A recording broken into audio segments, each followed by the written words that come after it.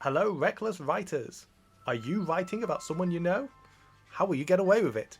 I'm Argo, And I'm Mel. and this is Writing Without a License.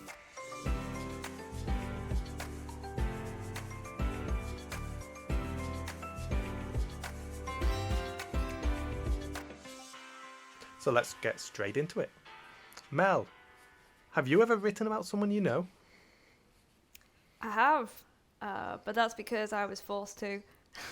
But like at gunpoint? I did oh, yeah, I wish. It wasn't that interesting. I had a mandatory non-fiction class at university, which was very difficult for me as predominantly a fantasy writer, as you can imagine. Ugh. Especially if you write in fantasies of someone else. Oh, wait, no, Yes. that's not a course. Yeah. No?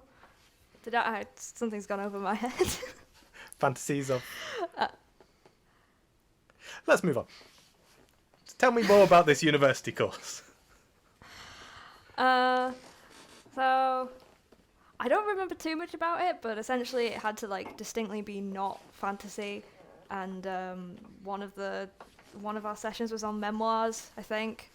So you could do like review writing, but the group I was in was doing memoirs, and you can make them biographical or autobiographical. And even now, I'm never 100% sure which one means which. Is it autobiographical? That's where you write about yourself, Yeah, isn't it? because auto. Like... Yeah. Yeah, I went to uni and studied this. And I chose to write about one of my close friends. So I sort of like asked for their life and stuff and the most interesting bits that they thought they could tell. And I remember the main comment from my supervisor on it was, this reads like you don't really want to open your eyes to who this person really is. And I kind of sat there like, huh. Yeah, right, I think that's true, but also maybe I do want to leave it there. Yeah, it was a real deep cut. That lecturer has really had the most effect on shaping how I write, honestly. Very insightful. More into me than the writing sometimes. But yeah, that's my main experience, and I think that's probably the most important thing to think about when you're writing about, well, not the most important, but quite important, is, are you truly painting a picture of them? Are you painting what you see of them? Or are you painting an idealized version? Like, do those things overlap, and to what extent? And is it okay? So, question being though, did you talk to said friend? I did, yeah. I basically asked. I mean, it was, people do it differently, I imagine, and I was just like trying to fill a word count for a grade, and I essentially asked them a few questions like, are there any experiences you'd like to talk about that you think are interesting? And then they were like, yeah, these ones. And I was like, cool, tell me about it. And then they sent me like quite a few paragraphs, and then I turned it into some kind of like story. Like my aim was to give it good description, to some extent, I guess. Sensationalize it like a little, if that makes any sense. Not take it too far from reality, but make it, interesting, because you're author. You have to tell a story, that's the point. And most of life is dull. It's the exciting bits in between. Yeah. But I never sent what I wrote to the person who gave me the stories. I never asked for feedback from them. And they never actually saw my version of them. They never asked for it, and I didn't send it. And I think it's probably best things stay that way, because as my teacher said, it kind of felt like I didn't really want to see the person behind it, and that's terrified me ever since, honestly. That's fair. Yeah. So did you find your view of the person changed having written about someone so in depth? Not especially, because they were a close friend, so I felt like I maybe not already knew them, but had an idea of who they were, and perhaps that shaped my writing. If not that, it was all stuff that I expected. But yeah, I think that could be different with someone you don't know or don't expect. It really depends on the person. I wouldn't know that there are so few people I've written about.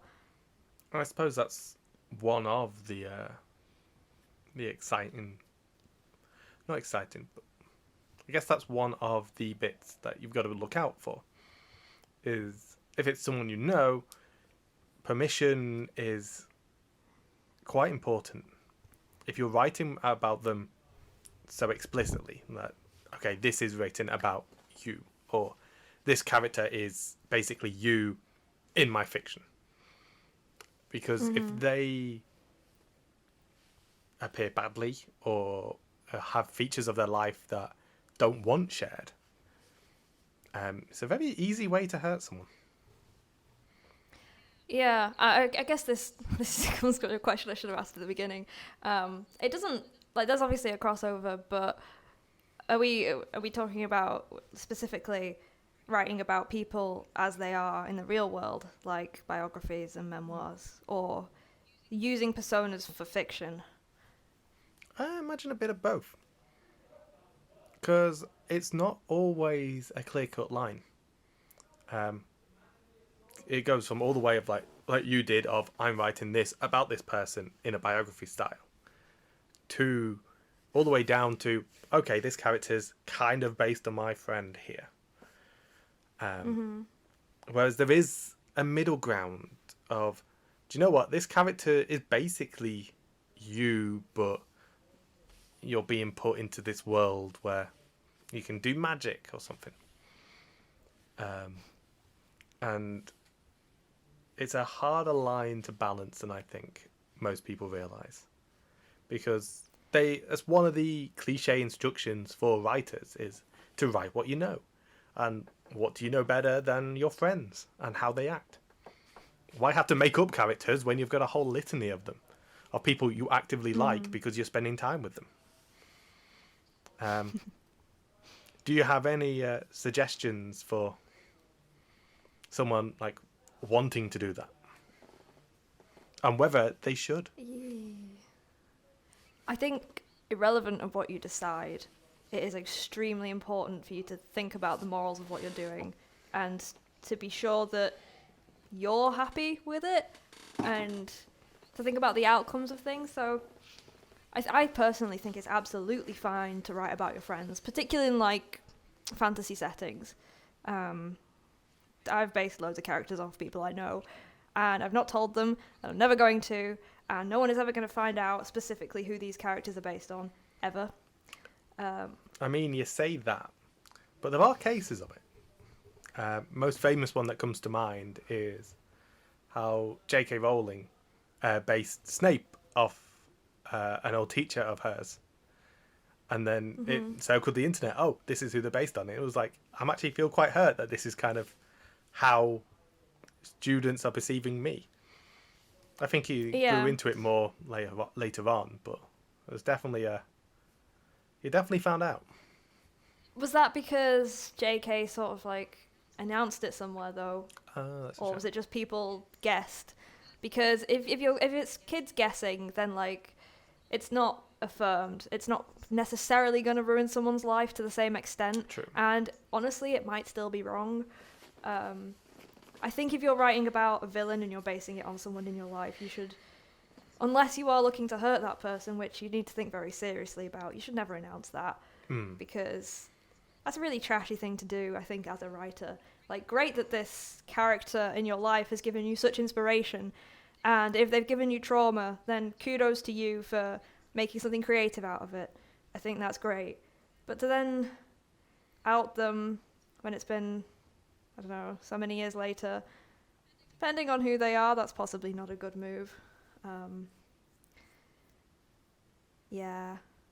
But that's something that everyone needs to think about when you're writing. That's fair.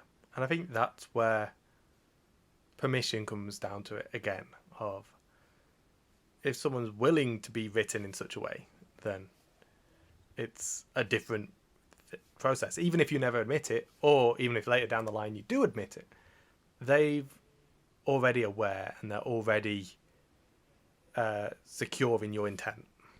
Like, even if they come off as the bad guy, they're going to be aware of, oh, well, you wrote it as me as a bad guy, not because you saw me as the bad guy to your life, so therefore he had to be the bad guy to your fiction. But where does the line lie? Okay, so this is specifically you in my book, and I should probably get permission to the other bit where I don't need to ask permission because it's only kind of loosely based on you.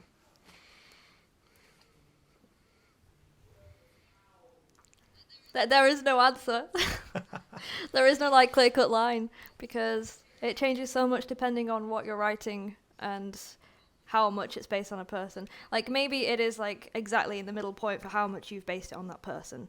Like, it's got a lot of their characteristics. You've got actual lines, things they've said and done. However, there's also a good chunk that is sensationalized, that is made a bit more extreme, to the point where when you look at this friend, you wouldn't say, "Hi, yeah, you're exactly the same as the character." But the character themselves would not exist without your knowledge of this friend. However, in that case, I'd say you probably need to go and speak to them. But if it's in an extremely fantasy setting, where most of the actions are more further removed than in a real-world setting, then perhaps you don't. Like, maybe that lessens the necessity of it. I'm not really sure. All of my characters tend to be like half me and like half someone else in my life anyway, so I definitely agree that the important aspect is having that removal. They can be very similar to your friend, but if there is this high degree of, well, this is something they would never do, or, oh, this is just an aspect of them that is completely made up or stolen from someone else, it gets further and further away from one, needing to really talk to them, or two, later down the line, admitting it. And like you say of that removal, there's something people refer to as like the small member rule of, in order to hold up in court, you need to say, yes, this person is obviously me. So if you write them with a small member, they're less likely to want to stand up and go, yes, that guy with the small member, that's me. Which is a legit rule. I mean, don't Google it, but it's that aspect of, and it just summarizes that aspect of, the further away they are from the reality, even if you're taking the most interesting bits, the less, one, you'll get in trouble, or two, anyone will realise. Yeah, I've never asked for permission, ever. Apart from that one time, which I was discussing earlier, about actually writing a biography, because obviously then you speak to the person, you ask questions. But for every other character I've ever, remotely based off anyone, no. I mean, I tend to think that it's not that close of an impersonation. But there is one character I feel like I should probably have spoken to them, maybe by now. But I kind of fear their response, so... And that the book wouldn't exist without them, so it's kind of like... I think it's as long as you never admit it. Yeah. Yeah, which I'm fine with.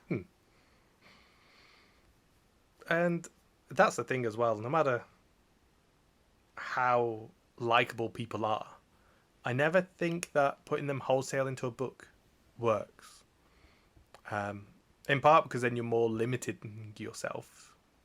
You get to a point where it's like, but social body won't do this, so this character shouldn't do this. Whereas if you've got a higher degree of separation, be like, well, they're kind of like that, but... Also, I think just creatively, it's just a better experience, but more differences into the characters.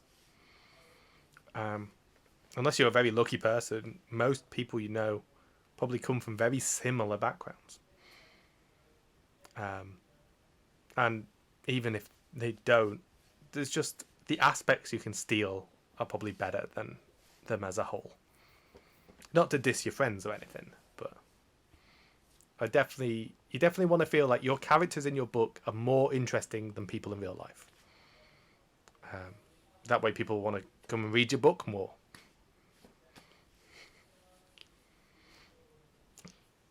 But I have a question. Mm-hmm. What if the person I'm writing about is not someone else, not one of my friends? What if I want to write about myself? Ooh. Well, that comes with its own pitfalls. Definitely. I mean, it's morally fine. But obviously we have to think about not writing a Mary Sue or something that is so clearly a self-insert that it makes your readers cringe. Because, well, I guess it's thought that most people like to view themselves as good people, whereas that's not necessarily how the majority view them. But then you do have people who tend to be harsher on themselves than other people would say. Like, oh, I'm terrible, when actually they're a perfectly nice person. Although, does that factor into it around? If you think highly of yourself, you're going to write yourself very highly. Whereas if you don't think highly of yourself, you're going to write yourself as the person you should be, and therefore you're going to write highly of yourself. And lead you down a lose-lose scenario. Potentially, but also, like, I think there's a third option where if you don't think highly of yourself and you write yourself as sort of like, you know, a tragic hero, someone who keeps, in your eyes, doing wrong, but to the eyes of everyone around them is, like, also doing wrong, and they're like, oh no, you've done this bad thing, and then your readers get to it and they're like, it's not really that bad though. You know, and it's kind of like a bit of a letdown in that sense, I guess. But I'm not really sure what to say other than that your perception of yourself is almost definitely warped, and you should consider that when writing. If your character is too perfect, the one based on you, then they suck. If they're unrealistically bad, then they probably also suck. And maybe, like, fictionalizing the version of you to a certain extent so that they are interesting. Like, that's the important thing, not, you know, a better version of you. Not an idealized version of you, a version of you that people want to read about, that does interesting things to the plot. That's the important bit. And that's, I think, the key of all of this, is that any character in your book should be interesting and should drive the plot and make the book a good read. If you're writing a biography or a memoir, then the degree of accuracy is important. But in fiction and in novels and short stories, ideally, whoever's reading it has to enjoy it. And pretty much anything else comes secondary. Unless you're really keen on the thing, but then you're not hitting commercial. And I'm presuming that most of our watchers and listeners do want to be published, and therefore, at the very least, an agent or an editor needs to sit down, read the book, and really enjoy it. And taking people wholesale just doesn't lead to that. Not unless you happen to know the most interesting people. And even then, you can always make someone more interesting on the page. Mm.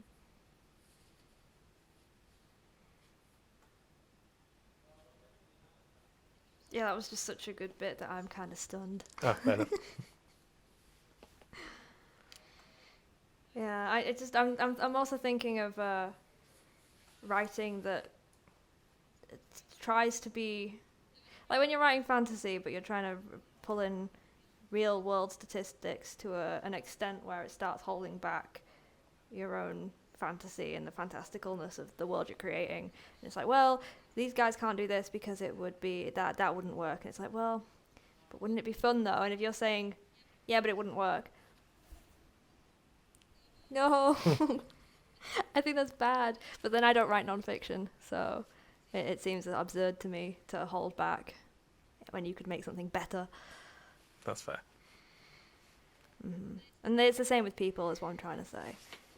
If you have a character who, up until this point, you know, wouldn't do the murder, but it's so good for your story if they do the murder, then make them do the murder. change their character just a little so that they can do the murder, and then you're good to go. And that's so everyone sees themselves as the main character of their own story, but in the reality is most people will never go to the lengths a main character will go to. I mean, look at Taken. If someone I knew was kidnapped, I would not chase them down. I rely on authorities. But the main character doesn't. The main character has to take things into their own hands. And even a reluctant one still has an element of, do you know what, I'm going to go out and pro-tag. That was a bad example for me. I would totally be out there, having been in that situation before, but not having been in the area. Well, I know the next character I'm including in my next book. Not you, someone else. Make them up. That's good. Fine. That's fine. Don't want to find out I'm your next villain. Or maybe. No. But, okay. So we've been through why it's good or why it's a bad idea. But say, do you know what? I'm really dead set. I'm going to write a book about my friends going on an adventure. I've asked them, they're all fine, we're all happy for it. Do you have any advice for that person? Don't publish it. Oh? Sorry. This is like a left field thing. I feel like you've got to be prepared for it to ruin your friendships with some of them. Because they're not going to be ready for how you see them in certain lights. And you can say, oh, well, I fictionalized this bit. But they're forever going to be thinking and reading it as like, is this really? Because, like, unless you wrote them as, like, really nice people, then that's, like, really good and all. But then your story's probably boring as hell. So there's no easy way out of it. I think I've learned something about myself, which is, yes, write about other people, but never, ever tell them. I mean, that's one of the aspects. If steering away from the creative side and more to the legal side, it's the American legal system you have to worry about most because it's the strictest on this sort of thing. And because of international law, if someone wrote a book in France about a guy in America and the guy in America wants to sue, they technically can, especially when it comes to stuff like defamation. There's a lot of interesting stuff about this online if you're at all interested. But the main overhaul is that for defamation, you need to prove that someone, one, wrote about you and it was discernibly you. Two, that it made you look bad. And three, that they did it purposely and maliciously. And if you keep the lines vague, and this is not legal advice, but if you keep the lines vague and you don't do it maliciously, and two, you don't make it discernibly them, then they're just another fictional character, and it'll never go to court. Or if it does, it's because you're that famous, and then you've got more money than you need to worry about. So I don't know about other creative writing courses, but we had entire lectures devoted to how to disguise the character from the person that you're actually basing them on. Oh, really? And yeah, I mean, I'm pretty sure they were lectures, but like I remember like a lot of like teachers being like, oh, so you should do this and this and this. And I was once asked, is this about me? And I looked at them dead in the face and said no, but it definitely was. I mean, it works for fantasy. You just like, the recommendation is you flip the gender and give them a different hair color. Make sure it doesn't look like them. Oh, that's a good. And generally people won't pick it out. And it'll also make your characters more interesting because you won't be like necessarily writing women, you know, because with the idea of women that you have, you will be writing your friend Dave, but disguising him as a woman. I think So it was another character that J.K. Rowling based on someone they knew, which was Lockhart. But I think she said... She really picks the bad ones. Yeah, but I think she's quoted as saying that she doesn't need to worry about that one because the person it's based on probably presumes she based Dumbledore on them instead. Which, if you're familiar with it, is like, huh. No, I've heard a similar story from my lecturers as well. Just.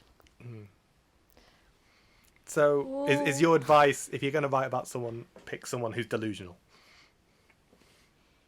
Or vain? I don't know. I mean, that seems to be JK's advice. At least, like, in terms of, like, coming out about who they're based on. It's like, it's fine if, A, you want to hurt them, B, they're delusional and won't know anyway. I mean, it's a gamble. And not one I recommend making. No. It's a line I've said previously, and it's more linked to D&D, that the best DMs are those who steal from the widest variety of sources. And I feel like that's the case with characters. Your best characters are going to be the ones that you've stolen from a wide variety of people. They're like, oh, well, they've had a upbringing similar to this person, but they're going to act in this way. But they're going to have like visual traits similar to this person. And then neither one of the three will go, yep, that's me. They'll be like, oh, it's kind of similar. But that's one of the inherency of creating stories and writing, is how everything you write is influenced by everything you've seen and heard. People are inherently a part of that, and they'll inherently end up in your writing. The key is just being aware of it and making the most of the interesting bits. Just a quick question, but like, what percentage of your characters do you think you've based on actual people? Ooh, percentage. Like, do you think it's like a high amount or like a median amount? Probably. Are most of them based on you? I'd probably hover around the 30%. Whoa, that's actually quite low. If I take myself out of it, I'm dropping probably about 15. Like, I'll steal very little bits here and there.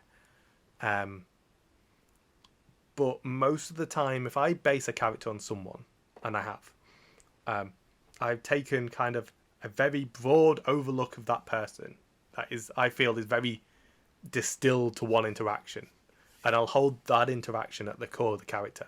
It's like, okay, this person is a loose cannon. They're going to go and do their own thing. They're going to make the most of the time they're having. And I'm just going to let that core of emotion drive that character. And I've stolen that from that person. But I'm not going to... I don't consider myself a good enough writer to write a person into the book other than myself. And I'll just steal the different aspects and be like... What would you say your percentage is? Really, really high. There are a few characters I have where I'm not thinking about someone I know while I'm writing them. Oh, wow. However, I will say that the extent to which that the person I'm thinking of is that character is usually like quite diluted, and I'm not quite sure if perhaps the character comes first or the person, the connection to the person does. But the fact there's a vague enough between. Definitely helps. Like when I'm making a character, it will be. I probably will be thinking of someone in real life, but I'll probably also be thinking of like many other characters from fiction that I've read about and sort of mishmashing them all together into a horrible gloopy soup. I'm hoping that's not literal.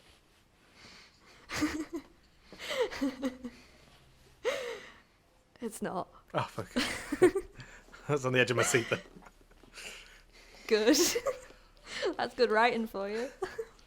Though, this begs me to ask, are any of your characters based on me? Well, I'm not going to tell you, am I? That would defeat everything I've said so far. I wondered whether you'd fall for that. And you didn't. No. And that is how you write. And that is how you end a show. Join us next time when we'll be talking about something else. On Writing Without a License. I'm sure you're going to admit something. No, never.